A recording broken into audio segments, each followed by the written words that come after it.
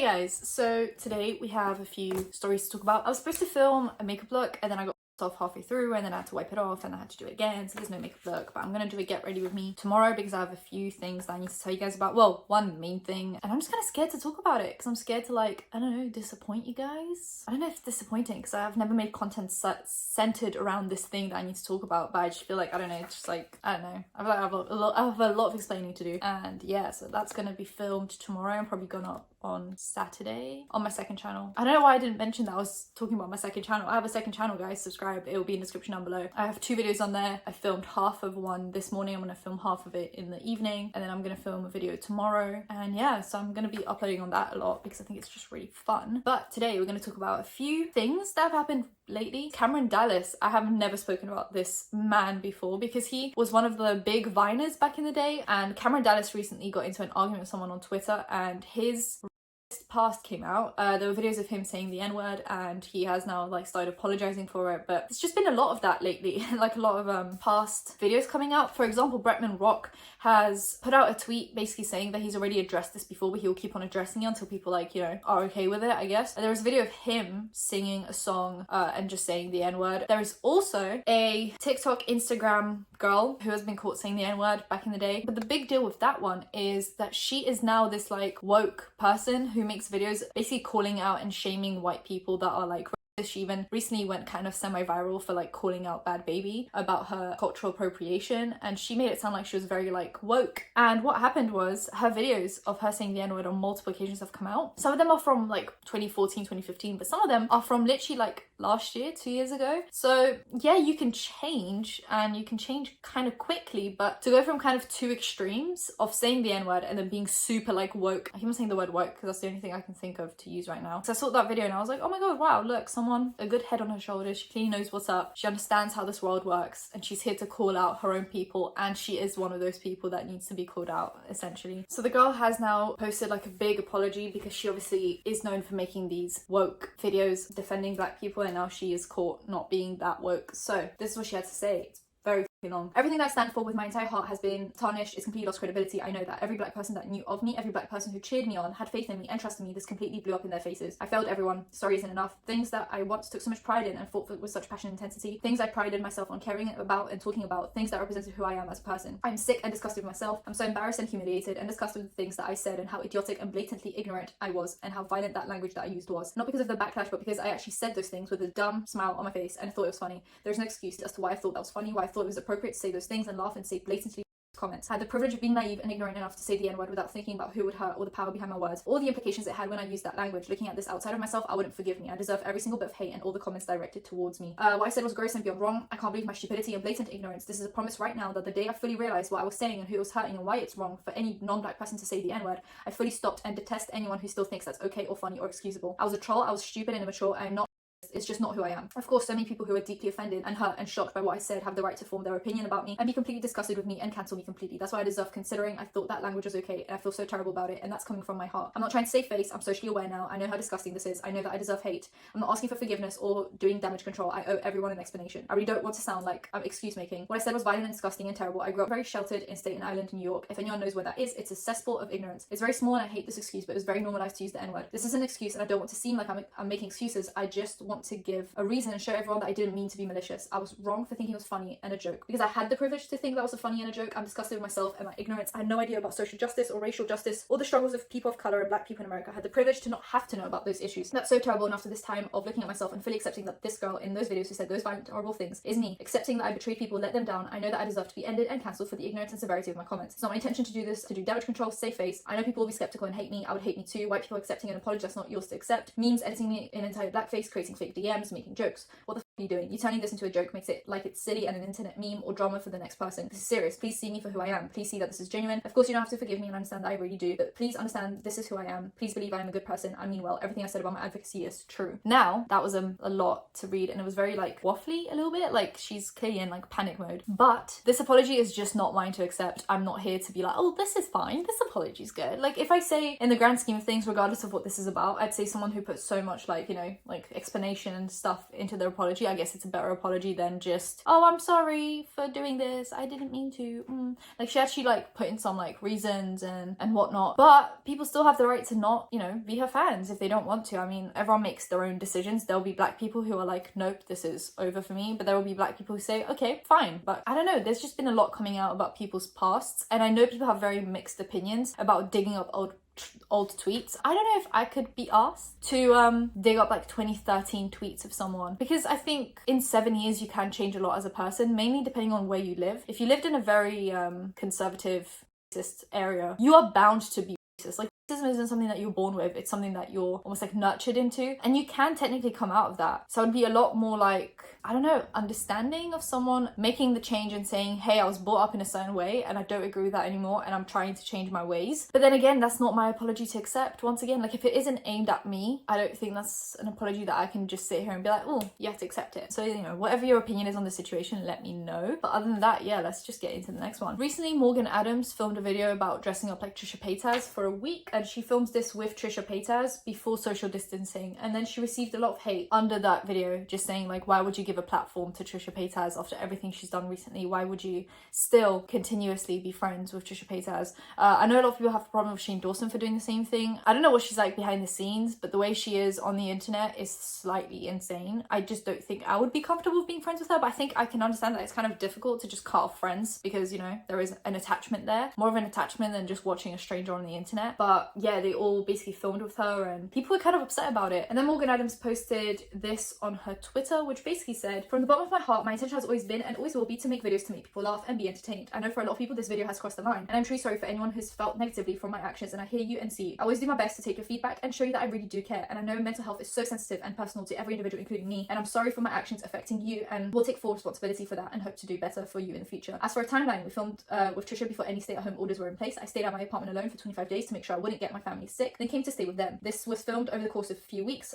Also, I see a lot of people saying their comments are being deleted. I appreciate and understand your feedback and value your feelings and haven't deleted any comments. YouTube filters through what the top comments are so people have new comments to read. I hope you know my heart was in the right place, and I'll take accountability for anyone who I've negatively impacted. I'm sorry, I love you, and I hope everyone is staying safe and healthy. Now, what people said about this apology is that it almost seems like her main focal point is social distancing, when the main criticism wasn't that she wasn't social distancing, it was that she was giving Trisha Paytas a platform. So people are saying that as much as this apology is like nice, it doesn't actually address the problem that was in the comment section, which was, why are you giving Trisha Paytas a platform? Of course, social distancing is also a thing. It makes it seem like she met up with her now, so it's good to address that and say this was all filmed before social distancing was a thing. But I think the main problem here was that people just don't want to see big YouTubers, and I mean, Morgan Adams gets a lot of views. She gets like 4 million views a video, so to give Trisha Paytas that kind of a platform again and put her once again up there so she can film more videos mocking more groups of people is slightly irresponsible. But I do understand that they probably hang out with her a lot, so to them Trisha is just their friend rather than the troll on the internet that we know. But I think it's just kind of a sticky situation when you're friends with someone who clearly doesn't have a good public image, and then, you know, yeah, I just think it's a really weird situation to be friends with someone who is that controversial on the internet, because it leads to situations like this where you give them a platform and people get angry at you for associating yourself with that person when they are just your friend, but obviously they're publicly just not good. And the last piece of tea is Shallon Lester yet again. So Shallon just does not stop, even when we want her to. So Shallon Lester posted on her Reddit thread. So hear me out, right? When you get accused of stuff like this, you're not going to apologize on your Twitter because she made it private. She privated her whole Twitter account, so if you weren't following her, you can't see her tweets. And she's still going to do it on Instagram because that would look bad, because then anyone who comes across her Instagram is going to see that she's been in a scandal. She's not going to film a video about it because that would bring too much attention to it. So where does she go? She goes to her Reddit account, which is her like probably least viewed area. There's probably just like a handful of people that go to her Reddit account. And she posted a message from Shallon. Hello, my little shower liners. I want to just comment on what's going on here to you guys, the ones I actually care about, not drama seekers using my name for clout on YouTube. You're not the biggest YouTuber. Like, if we were really trying to clout chase, it would be James Charles, Jeffree Star, Jaclyn Hill. Like, it wouldn't be Shallon Lester. Frankly, the fact that you would call us clout chasers when most of us have more subs than you, or are around the same amount of subs as you, is strange to me. It is the narcissistic traits coming out of like, anyone talking about me is just a clout chaser. No, And I'm pretty sure, like, I had a problem with Shallon Lester for a while, but I just didn't think people would be interested in that because, like, I didn't think anyone really knew who Shallon was. So I just didn't feel like it would be, like, interesting. People would be like, who is this? Who are you talking about? We don't know this person. And then D'Angelo Wallace posted a video, and I believe that he didn't even think that that video was going to get views, or as many views as it did. It's almost on like 1 million views by now. So no one really did this to clout chase, because if we wanted to clout chase, we would go for the people that we can actually clout chase from. Not that commentary videos are clout chasey.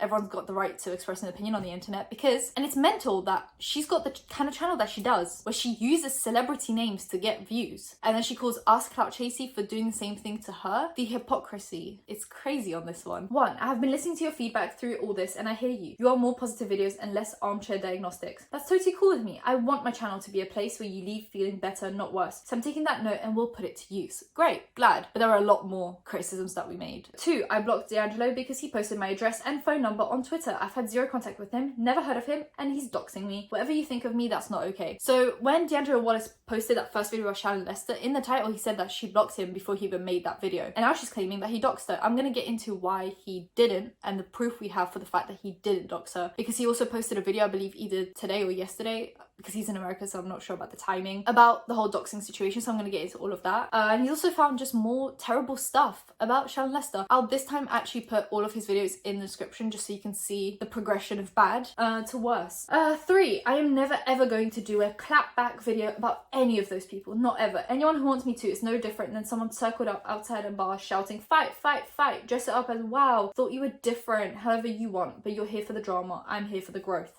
4, did I post a rather lame, weird tweet 10 years ago? Yes, I sure did. I guess I was lame and weird 10 years ago. I mean, I definitely was. I was in the throes of depression. Wow, what do we have here? Someone using mental health as an excuse to get away with predatory, bad tweets and videos. I wonder what Shallon usually has a problem with. Oh right, celebrities using mental health to not do performances or not do a part of their job, because that's, you know, something that she accused Zayn Malik of and Rihanna, because they used anxiety to not perform. And also the way she's making it sound makes it look like she posted just like a really stupid tweet. She posted 2 predatory tweets about Justin Bieber, and then she posted videos about Korean pop stars, and then she also posted a picture with Chinese kids saying that Chinese kids like taking pictures of her because they think she's Britney Spears because they can't see properly. And then she posted a video of her hitting on an 18-year-old and saying that she usually goes younger than that, and that she checked the age of consent in New York, so it's all legal. Then she constantly bangs on about, you know, Justin Bieber and just people way younger than her. D'Angelo Wallace also spoke about this, but I remember I looked it up. I believe I said it in my second or my first Shallon Lester video, that she pretends she's 35, and 35 is what it says on Famous Birthdays, which she probably confirmed herself, because Famous Birthdays usually asks you for your details. But when you look at when she went to uni, her LinkedIn and all those like professional websites, she's actually 39. So she's 39, and she for a while was dating a 22-year-old. And she actually, I spoke about this in my second video, I believe, she usually does this for control, which D'Angelo Wallace spoke about. He found clips of her basically saying that young men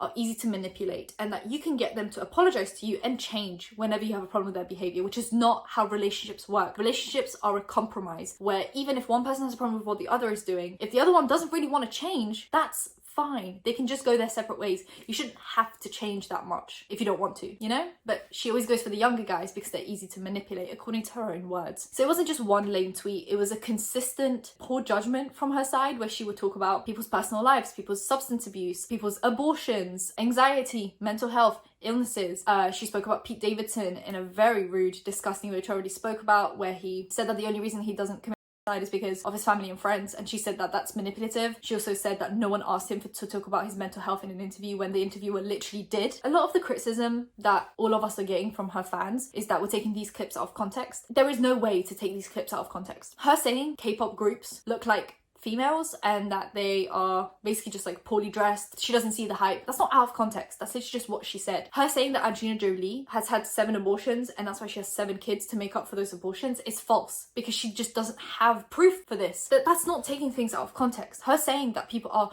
using mental health as an excuse while also doing it herself is not taken out of context. That's the thing. Nothing is taken out of context here.